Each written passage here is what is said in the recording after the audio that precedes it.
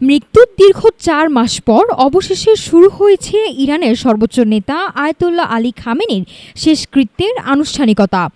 গত ২৮শে ফেব্রুয়ারি এক হামলায় তিনি প্রাণ হারান। ইসলামী শরীয়তে দ্রুত দাফনের বিধান থাকলেও কেন এই ৪ মাসের বিলম্ব? আর এতদিন কোথায়, কিভাবে রাখা হয়েছিল তার মরদেহ? নিথর দেহে পতাকায় মোড়ানো কফিনে চড়ে ফিরলেন তিনি। তবে মহাপ্রয়াণের ঠিক ৪ মাস ৪ দিন পর ইরানের ইতিহাসের সবচেয়ে বড় রাষ্ট্রীয় শোকানুষ্ঠান আর শ্রদ্ধার মধ্য দিয়ে চিরবিদায় জানানো হচ্ছে দেশটির সর্বোচ্চ নেতা আয়াতুল্লাহ আলী খামেনিকে। গেল ২৮শে ফেব্রুয়ারি যুক্তরাষ্ট্র ও ইসরায়েলের যৌথ হামলায় অবসান ঘটে তার জীবনাবসানের। কিন্তু মধ্যপ্রাচ্যের চরম যুদ্ধাবস্থা আর নিরাপত্তার ঝুঁকির কারণে তখন স্থগিত করা হয় প্রকাশ্য জানাজা। পরিস্থিতি কিছুটা শান্ত হতেই শুরু হলো সপ্তাহব্যাপী শেষ বিদায়ের আনুষ্ঠানিকতা।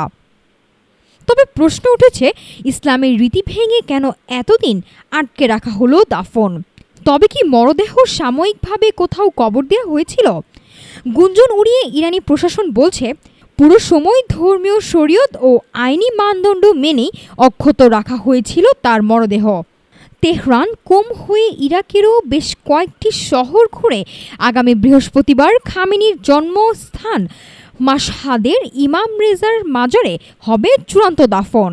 এই শোকযাত্রাকে কেবল বিদায় নয়, বরং আমাদের জেগে উঠতে হবে স্লোগানে জাতীয় ঐক্যের প্রতীক হিসেবে দেখতে চায় তেহরান। সব জল্পনা কল্পনার অবসান ঘটিয়ে অবশেষে শেষ সজ্জায় যাচ্ছেন Ayatollah Ali Khamenei.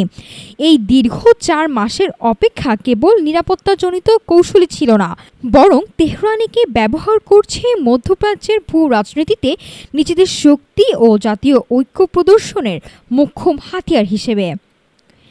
Nafisa Samia, Dhaka today.